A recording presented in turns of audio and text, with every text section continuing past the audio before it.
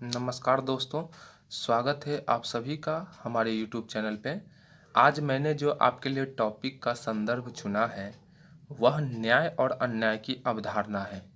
इस टॉपिक पर चर्चा करने के बाद हम यह समझ विकसित कर सकेंगे कि भारत में न्याय के क्या अर्थ हैं, उनका दृष्टिकोण क्या है। इससे पहले हम सामाजिक बहिष्करण पे बात कर लेते हैं।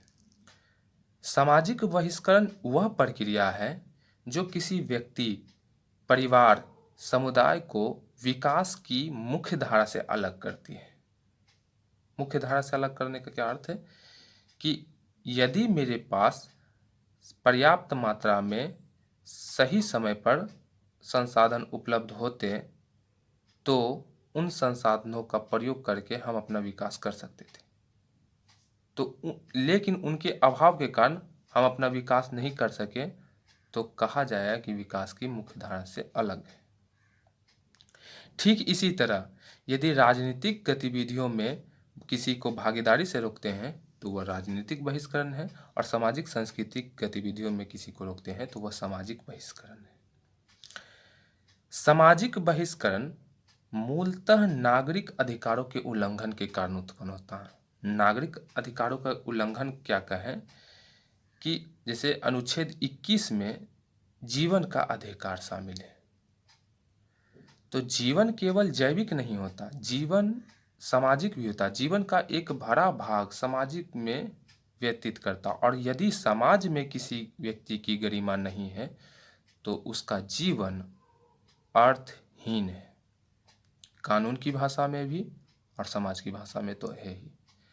इसे न्याय की अवधारणा से हम कैसे लिंक करें कि भारत में जो न्याय की अवधारणा है वह निष्पक्षता है मूलतः, और प्रकृति में भी क्या है कि प्रकृति हम सभी का जन्म देती है, और किसी भी जीव के साथ पक्षपात नहीं करती। तो जैसे प्रकृति निष्पक्ष है, वैसे हम अगर निष्पक्ष होते हैं तो किसी के साथ विभेद नहीं करेंगे, और जब किसी के साथ विभेद नहीं करेंगे तो हम समानता सुनिश्चित करेंगे।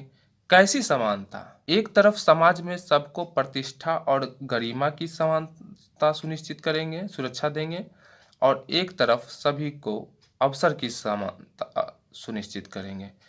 तो जब ऐसी समानता देंगे तो उसके साथ विभेद नहीं होगा, और जब विभेद नहीं होगा तो न्याय उपलब्ध होगा।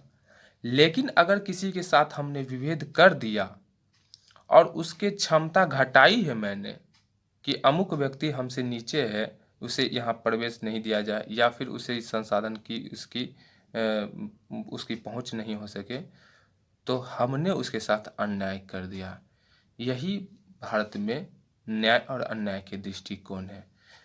तो भारत में जो न्याय उपलब्ध कराया जाता है वह संसाधनों को धारणीय रूप से सभी व्यक्तियों तक उपलब्ध करा करके समानता सुनिश्चित करके न्याय दिया जाता है, और राजनीतिक गतिविधियों में भागीदारी के लिए उसकी पर्याप्त भागीदारी सुनिश्चित हो सके, इसके लिए भी उसकी व्यवस्था उसके लिए की जाती है, उसे किसी रूप में आरक्षण दे करके।